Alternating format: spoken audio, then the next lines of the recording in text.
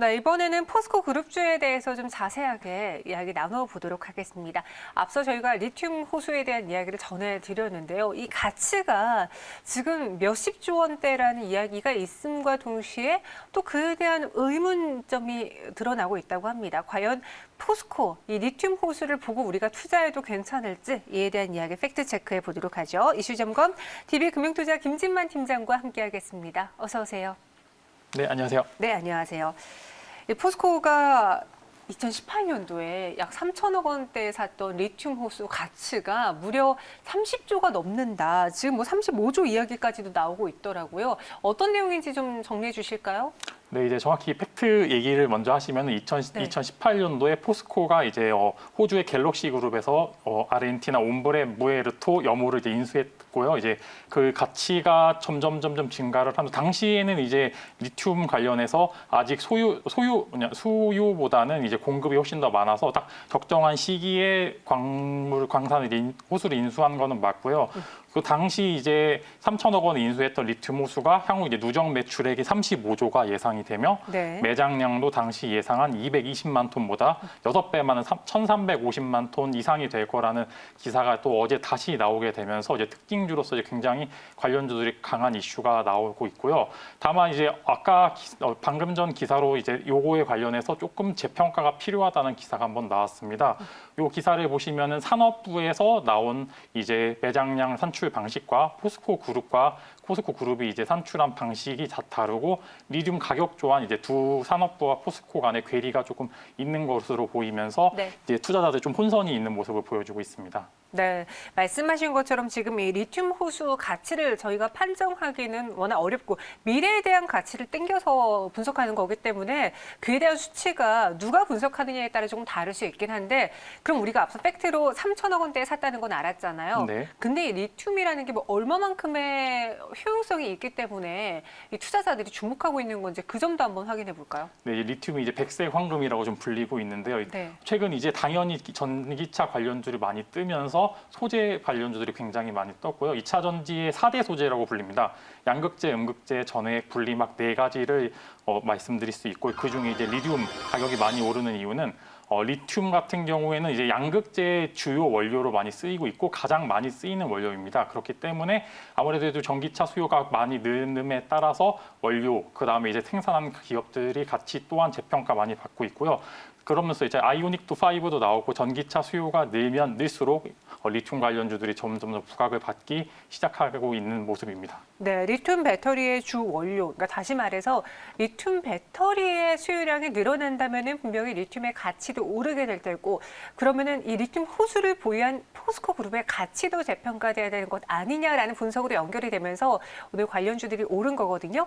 근데 앞서 김진만 팀장님이 살짝 기사에 대해서 언급을 해주셨는데 이 가치 평가에 대해서 약간 부풀려졌다. 뻥튀기가 됐다라는 의구심을 제기하는 기사가 있어서요. 저희가 관련 기사를 작성한 전자신문 기자와 전화 연결해서 한번 이야기 들어보도록 하겠습니다.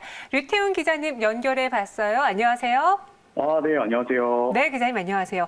네. 이번 포스코의 리튬 호수에 대해서 약간의 뻥튀기 의혹이 있다라는 이야기가 있는데 어떤 네. 내용인지 좀 전해 주실까요? 네, 기사의 골자는 이렇습니다. 그 포스코가 2018년 인수했던 아르헨티나 리튬 염호 가치가 부풀려졌다는 것인데요. 그 전날 포스코는 이 리튬 가치를 35조 원으로 추산한 바 있습니다. 이 발표 직후에 포스코 그룹주들이 일제히 장외시장에서 가격 제한폭까지 뛰었는데요. 물론 오늘도 이제 강세를 보였죠.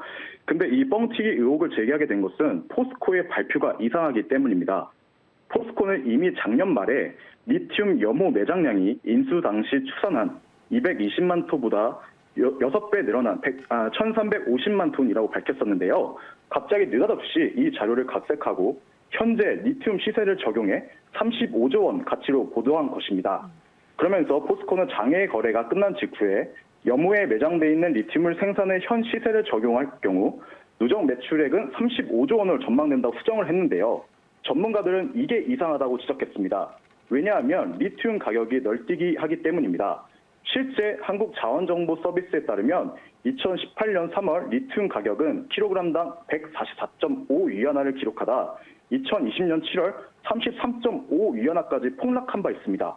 또 이달 2일에는 77.5위안화를 기록했지만 여전히 3년 전 대비로는 50% 수준에 불과합니다. 정부 관계자는 그 리튬의 가치를 현재 시세로 이렇게 곱하는 것 자체가 문제라고 지적을 했습니다. 네. 왜냐하면 장부 가치가 높아질 뿐만 아니라 리튬 가격이 하락했을 때는 이 장부 가치 자체를 또 떨어뜨려야 하기 때문입니다. 그리고 매장량 자체도 의문인데요. 작년 산업부가 발표한 자료에 따르면 아르헨티나의 전체 리튬 매장량은 200만 톤입니다. 하지만 포스코의 아르헨티나 염호는 이를 6배 이상 웃도는 것인데요. 이게 참 이상하죠. 그리고 포스코의 아르헨티나 염호는 염수형인데요. 이 염수형은 경암형에 비해 탄산 리튬 회수율이 10에서 20%에 불과합니다. 그렇다면 35조 원 가치라는 것이 애초에 못 미칠 수 있다는 지적입니다. 네, 이야기를 들어보니까 지금 그 매장량이 갑자기 220만 톤에서 1350만 톤으로 늘어난 거에 대한 또 우리가 궁금증을 가져볼 수 있을 것 같은데 그럼 네. 원론적으로 봤을 때 왜 포스코가 이 염료 자료를 각색해서 배포했을까요?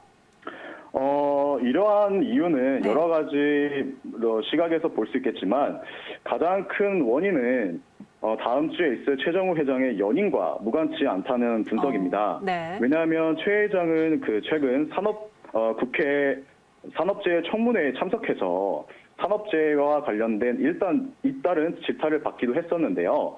며칠 전에도 어제죠. 어제 국회에서도 최정우 회장의 연임에 반대하는 토론회가 진행이 됐습니다. 그래서 당시 참석했던 일부 의원들은 최정우 회장이 사퇴해야 한다고 압박을 했는데요. 궁지에 몰린 포스코가 이러한 실적 부풀리기를 통해 최정우 살리기 나선 것 아니냐는 시각이 힘을 얻고 있습니다. 네, 최정우 회장의 연임과 무관하지 않아 보인다라는 또 이야기도 제시해 주셨습니다. 일단 이 매장량이 정확히 어느 정도인지 그를 알아야지만 우리가 가치의 판단을 할 수 있겠네요. 유태훈 기자님, 오늘 말씀 여기까지 듣겠습니다. 고맙습니다. 네, 감사합니다. 네, 전자신문 유태훈 기자와 함께 했고요. 지금 이야기를 들어보니까 사실 저희가 이 매장량에 대한 가치를 판단하기는 좀 어려울 것 같고 만약에 이 매장량의 가치 그리고 그 매장량의 수치가 우리가 알던 것, 지금 기사와 나온 것과 좀 다르다면 이게 또 주가에 악재로 작용할 수 있을까요? 사실 이런 이제 이벤트 같은 경우는 주가의 탄력성을 추가로 주는 이제 이벤트 정도로 좀 생각을 할 수가 있습니다. 네. 실제로 이제 이런 이벤트로 인해서 물량 소화가 지금 됐다고 좀 저는 생각을 하고 있고요. 특히 이제 포스코 케미칼이나 포스코 같은 대형주 같은 경우 이제 기관이나 외국인 투자자들이 오늘 많이 매도하는 모습을 보여주고 있는데요. 주가 자체가 많이 올랐습니다. 올랐을 때 이런 이제 탄력 혹은 유동성을 바탕으로 한 번 정도 조정 혹은 이제 횡보의 기간으로 삼으면 좋지 않을까 싶습니다. 사실 이 기사 같은 경우는 이전에도 몇 번 나왔던 기사고 그 다음에 이제 기존에 이제 포스코가 운영하고 있는 사업의 가치는 크게 밸류에이션은 변화가 없기 때문에 이 기회에 오히려 매수하는 적기라고 저는 볼 수가 있고요. 오히려 이제 이런 단기적인 이슈로 하락을 하게 될 경우에는 이제 밑에서 다시 살 수 있는 기회가 되지 않을까 싶습니다.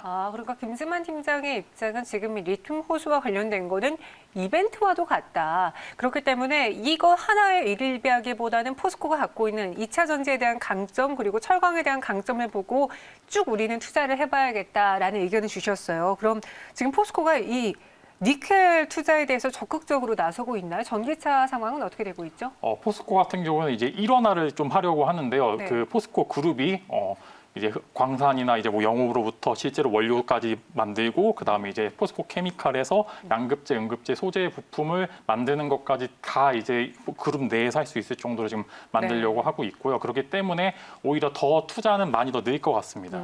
투자는 더 늘면서 지금 일원화되고 있는 과정이다라고 하셨는데 그럼 이 포스코의 2차 전지에 대한 가치를 좀 높게 평가하시는 것 같아요. 지금 그룹주들의 주가와 탑3를 좀 꼽아보자면 어떤 종목을 좀 대표적으로 보시겠어요? 아무래도 실제 수혜를 받는 관련주 위주로 볼 때는 먼저 이제 최순위는 당연히 포스코 케미칼 이제 먼저 제가 말씀드리고 싶고요. 왜냐하면 포스코 케미칼은 이제 포스코 그룹에서 이제 가장 많이 밀어주는 회사로서 2030년까지 거의 10배 이상의 매출 혹은 영업이익을 꿈꾸고 있는 기업이고 그렇기 때문에 뭐 여러 이제 헝가리 쪽이든 어디든 이제 전 세계적으로 공장도 많이 늘리고 있는 모습입니다. 그래서 총 최고 순위로 보면 당연히 포스코 케미칼 먼저 말씀드리고 싶고요. 이제 뭐 이 기회에 만약에 주가 조정이 온다면 이제 15만 8천 원 요 라인에서 한번 잡아 보신다면은 지금 너무 많이 올랐기 때문에 오히려 이 여기서 떨어질 경우엔 매수 찬스라고 계속 말씀을 드리고 싶고요. 그다음에 이제 두 번째로는 포스코 본주입니다. 당연히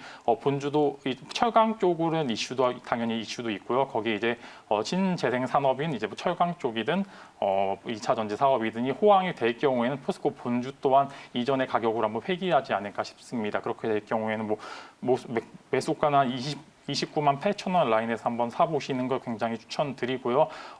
실제 지금 이제 악재든 호재든 이런 이벤트는 단기성 이벤트에 마무리될 거로서 생각을 합니다. 그렇기 때문에 이 기회에 많이 좀 유심 있게 오히려 더 보시는 걸 좋을 것 같고요. 그 다음에 이제 세 번째로 이제 포스코 인터내셔널인데 포스코 인터내셔널을 가장 최근에 각광을 많이 받는 주로서 실제로 이제 광물 사업 혹은 이제 외부의 광산을 직접 다니면서 이런 걸 계약을 따내는 그런 기업으로 포스코 케미칼을 서브하는 이제 그런 모습을 보여주고 있습니다. 그래서 포스코 케미칼의 가치가 올라가면 올라갈수록 이제 본주 그다음에 이제 서포트하고 있는 이제 포스코 인터내셔널까지 같이 이제 각광을 받을 것 같고요. 총 3개 정도 먼저 말씀을 드리고 싶은데요. 이 외에 포스코 ICT나 포스코 엠텍 같은 경우에는 실제 2차 전지 사업과는 약간 동떨어진 사업을 운영을 하고 있기 때문에 네. 투자자분들께서는 조금 이제 실제 수혜를 받는 관련주가 무엇인지 이제 좀 디테일하게 보시는 게 좋을 것 같습니다. 오히려 오늘장 포스코 엠텍과 포스코 ICT의 주가 상승률이 높았는데 이 리튬 전지 배터리와 관련했을 때 직접적으로 연관이 있는 것은 아니다라고 봐서 오히려 이 종목을 빼셨어요. 그럼 포스코 엠텍 지금 상한가에 안착이 되어 있는데